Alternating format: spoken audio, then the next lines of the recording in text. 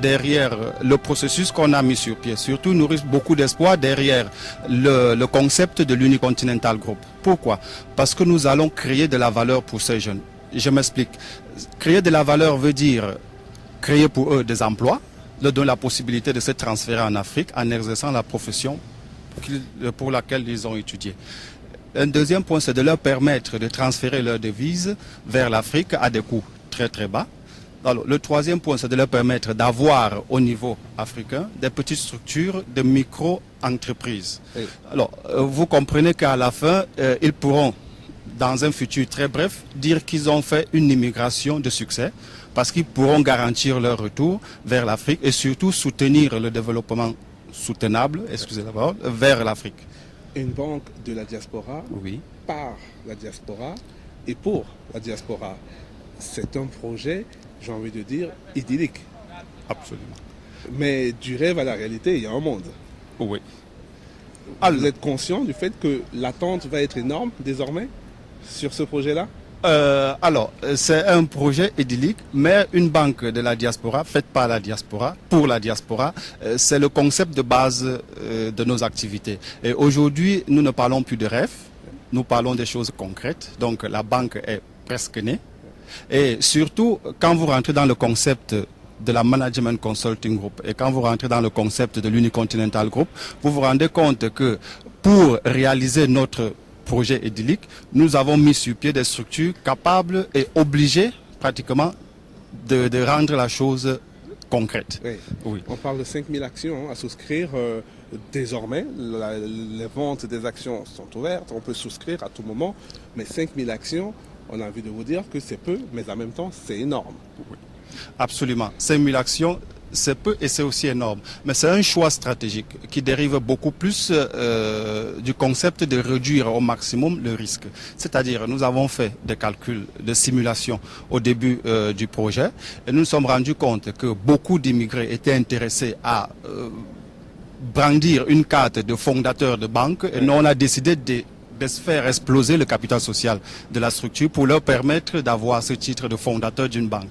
Ça, c'est de un. Le deuxième point, c'est quoi? C'est que pratiquement ces immigrés et ces jeunes africains qui entrent dans la structure deviennent automatiquement des clients de la structure.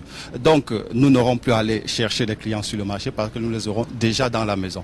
C'est automatiquement fait. Pourquoi? Parce qu'en près de 2 ans, nous avons rencontré plus de 7000 jeunes africains qui vivent principalement en Italie et en France, mais nous avons aussi des contacts que ce soit au Canada, que ce soit en Suisse et ainsi de suite.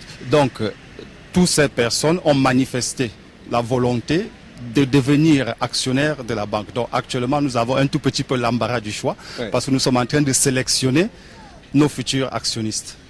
La mise de départ, c'est combien?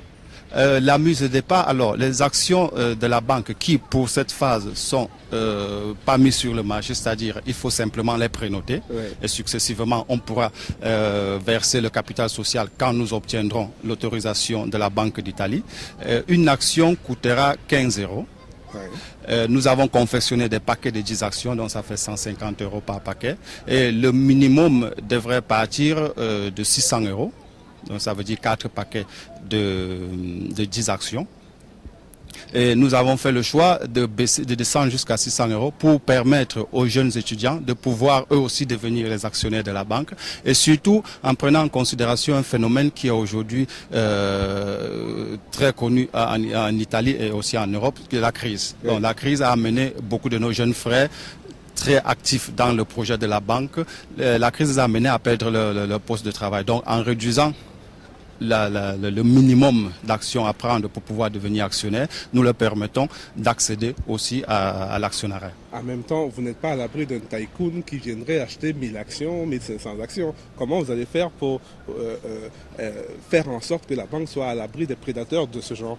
Ok, ça c'est une question très très intéressante et quand vous voyez un médecin qui se lève et qui va étudier économie et qui décide de faire le management, c'est parce qu'il a prévu certaines réactions qui peuvent venir du marché. Alors, nous avons mis sur pied une cellule d'études anti-take-over pour notre structure qui n'est pratiquement blindée. Et je vous explique. Le passage de la prénotation successivement à la souscription nous permet de sélectionner absolument nos futurs actionnaires.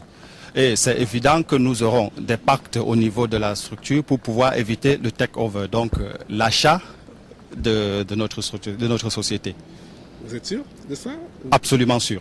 Oui. Et oui, pourquoi absolument sûr? Parce que c'est pas un processus qui a été dessiné par moi, ça a été dessiné par une équipe de meilleurs financiers italiens et certains sont des professeurs à l'université économique de la Bocconi. Donc étant des meilleurs, c'est évident qu'ils peuvent seulement donner des solutions pratiquement inattaquables. Oui. Alors, vous êtes pratiquement au bout de votre démarche. Ça veut dire que très rapidement, des gens vont commencer à attendre des résultats concrets, c'est-à-dire un guichet, une institution ouverte. Les autorités italiennes vous disent quoi? Il faut juste le capital social pour démarrer? Non, il ne faut pas juste le capital social pour démarrer. Il faut le capital social pour démarrer, il faut l'autorisation et surtout il faut un siège. Et hier, en présentant, en lançant l'ouverture des prénotations des actions auprès du Parlement italien, il y a un partenaire très important pour le projet qui est la commune de Bresso à côté de Milan, qui y a déclaré officiellement qu'il nous offrait un siège. Oui. Donc, vous comprenez que déjà notre politique de réduire les coûts au maximum est atteinte. Donc, le siège, nous l'avons déjà à la maison. Le capital est en train d'arriver. L'autorisation arrivera aussi. Et les résultats viendront par la suite. Bien. Bah, écoutez, bon courage. Bonne continuation. Demain, nous serons encore ici avec certains autres membres de votre structure parce que la MCG regroupe énormément de monde de la diaspora avec des talents différents. Tous ces talents réunis pour la même cause qui est la survie d'une diaspora qui désormais veut sa liberté économique, son indépendance économique. Bon courage pour la suite. Merci de nous avoir reçus ici et je vous dis à bientôt. Merci beaucoup. Demain, nous rencontrerons certains autres membres de votre association ici, au Parlement italien. Merci beaucoup. Voilà, Diaspora, c'est fini. Pour aujourd'hui, rendez-vous demain. Même heure, même endroit, nous serons toujours ici, devant le Parlement italien. Bonne soirée, devant les programmes de Télé Sud. Bonsoir à tous et bienvenue dans cette nouvelle édition de Diaspora. Nous sommes toujours en Italie, devant le Parlement italien, à la rencontre de la diaspora africaine d'Italie, réunie pour la création d'une banque, la Banque éthique de la diaspora africaine. Rencontre avec ceux qui sont à l'origine de ce projet, rencontre avec les membres de l'association, les membres de l'organisation, les membres de la MCG, ceux qui veulent rendre la diaspora africaine indépendante économiquement. Voilà, Diaspora, c'est fini pour aujourd'hui. Nous étions donc en Italie à la rencontre des membres de la BEDA, la Banque africaine, la Banque d'éthique de la diaspora africaine. Ce projet est piloté par la MCG, la Management Consulting Group, une organisation réunissant plusieurs Africains, plusieurs membres de la diaspora africaine de talents divers, comme vous avez pu le constater dans ce reportage. Pour nous, ça s'arrête là, c'est fini pour cette semaine. Je vous dis à lundi. Et bon week-end devant les programmes de Télé Sud.